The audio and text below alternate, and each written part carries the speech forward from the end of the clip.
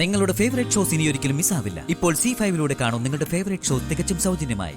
സുസ്മിതേ, എടി സുസ്മിതേ, ഇവൾ ഇന്നലെ രാത്രി കൊടുത്ത ഭക്ഷണം കഴിച്ചില്ലേ? സുസ്മിതേ,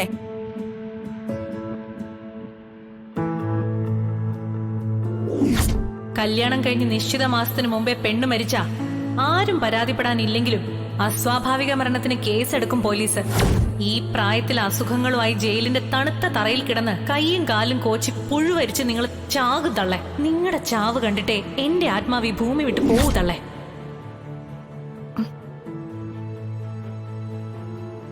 എടി എന്താ ചെയ്യാ? വാതില് തുറന്ന് നോക്കാന്ന് വെച്ചാ അവൾ എന്തെങ്കിലും അടവ് കാണിച്ച് പുറത്തേക്ക് ചാടി ഇറങ്ങി പോവുകയും ചെയ്യും. തടഞ്ഞു നിർത്താനാണെങ്കിൽ രോഗത്തും ഇവിടെയില്ല. ഇപ്പൊ എന്താ ചെയ്യാ? സുസ്മിതേ, എടി സുസ്മിതേ,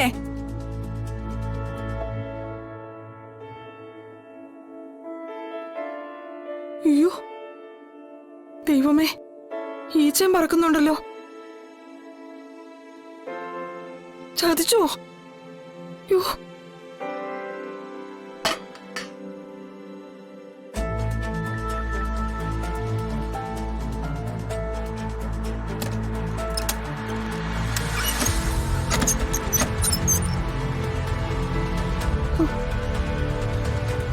സുസ്മിതേ, എടി സുസ്മിതേ, സുസ്മിതേ, കണ്ണു തുറക്കാൻ. അയ്യോ, അയ്യോ, അയ്യോ, എടി നിക്കടി സുസ്മിതേ. അയ്യോ അയ്യോ, എന്റെ തല. അയ്യോ സുസ്മിതേ, എടി വഞ്ചി വാതില് തുറക്കടി. എടി നീ പോവരുത്. എടി വാതില് തുറക്കാൻ. എടി എടി കഥ തുറക്കടി.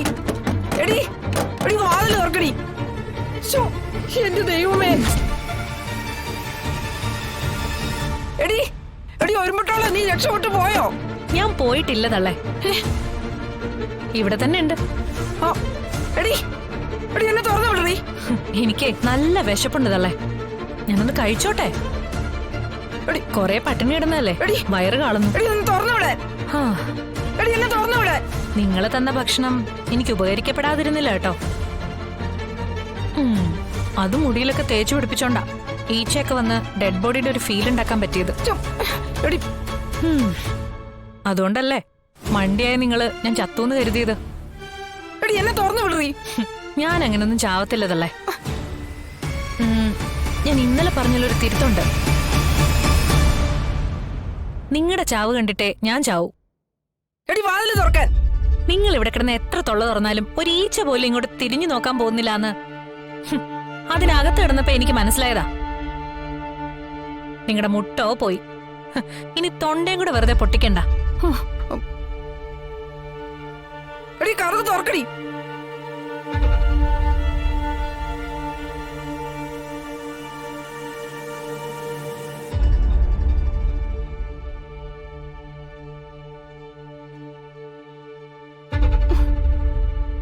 നിന്നോടല്ലേ ഈ പറയുന്നേ?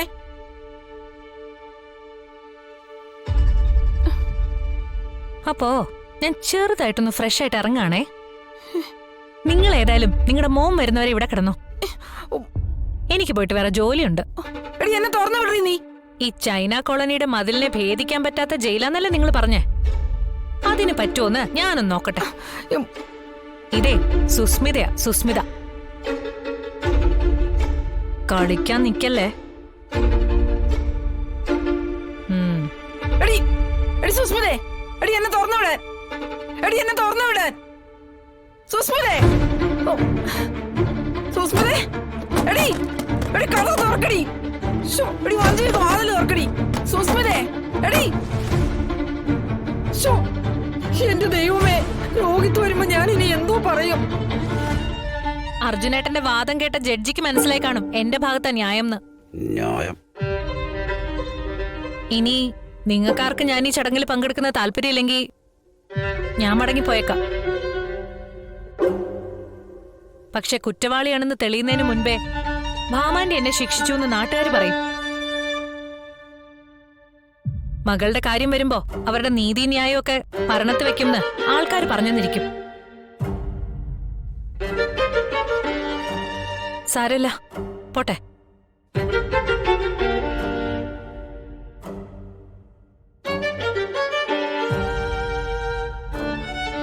ഇപ്പൊ ഭാമാന്റെ തിരിച്ചു വിളിക്കും. അവരുടെ വീക്ക്നെസ്സിലാ കയറി പിടിച്ചിരിക്കുന്നത്.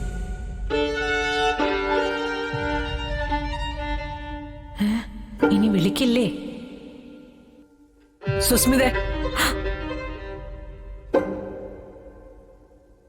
എന്താ ആന്റി? നീ അകത്തേക്ക് വാ.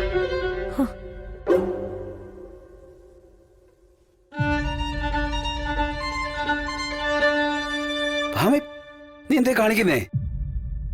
വീട്ടിൽ ഇറങ്ങിപ്പോകുന്ന മൂർഖം പാമ്പിനെ തിരിച്ച് മകുടി ഇത് ക്ഷണിച്ചു കൊടുത്തുന്നോ?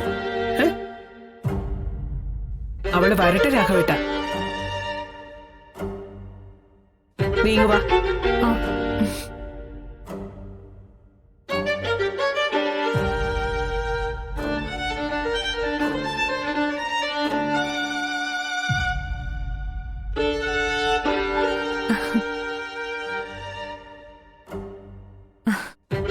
എനിക്കറിയായിരുന്നു മറ്റാര് കണ്ടില്ലേലും ഭാമാന്റെ എന്റെ മനസ്സ് കാണുമെന്ന്.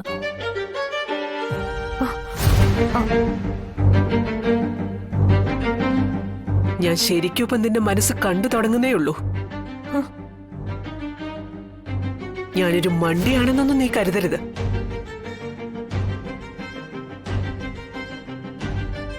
കോടതി നടന്ന വാദപ്രതിവാദങ്ങളിൽ നിന്ന് കാര്യങ്ങൾ ഏറെക്കുറെ എനിക്ക് ഊഹിക്കാൻ കഴിയുന്നുണ്ട്. പിന്നെ നീ പറഞ്ഞ അന്തിമ വിധി, അതിലും സത്യമേ വിജയിക്കുമെന്ന് എനിക്ക് വിശ്വാസമുണ്ട്. മുൻപ് ഞാൻ പറഞ്ഞത് നിനക്ക് ഇപ്പോഴും ഓർമ്മയുണ്ടാവുമല്ലോ. നീ കുറ്റവാളിയാണെന്ന് തെളിഞ്ഞ് ശിക്ഷ നടപ്പാക്കുന്നത് കോടതിയായിരിക്കില്ല, ഈ സത്യഭാമയായിരിക്കും. ആന്റി, ഞാനൊന്ന് വിശദീകരണമൊന്നും വേണ്ട. നിനക്ക് ഇവിടെ നടക്കുന്ന ചടങ്ങിൽ പങ്കെടുക്കാം. രാഘവേട്ട, എത്രയോ പേരിവിടെ വന്ന് കഴിച്ചിട്ട് പോകുന്നു, ക്ഷണിച്ചവരും ക്ഷണിക്കാത്തവരും ഒക്കെ ആയിട്ട്.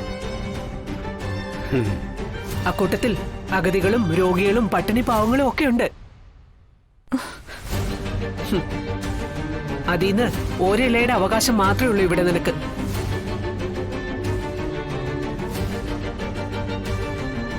ഇനി നിനക്ക് അകത്തു പോകാം.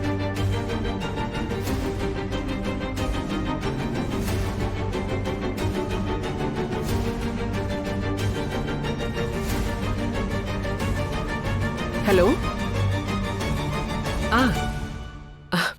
ശരി. ആകെ നാണക്കേടായല്ലോ. ഇവിടെ വന്ന ഭാമാന്റെ ആരതി ഒഴിഞ്ഞ് സ്വീകരിക്കുന്ന കരുതിയത് വെറുതെയായി. പത്മാവതിയെ പൂട്ടിയിട്ട് പോകുന്നതുകൊണ്ട് ഇനി അവരുടെ വീട്ടിലേക്ക് തിരിച്ചു കയറാനും വയ്യ. ഡൗൺലോഡ് ചെയ്യൂ C5 ആപ്പ്. കാണൂ എല്ലാ എപ്പിസോഡുകളും സൗജന്യമായി.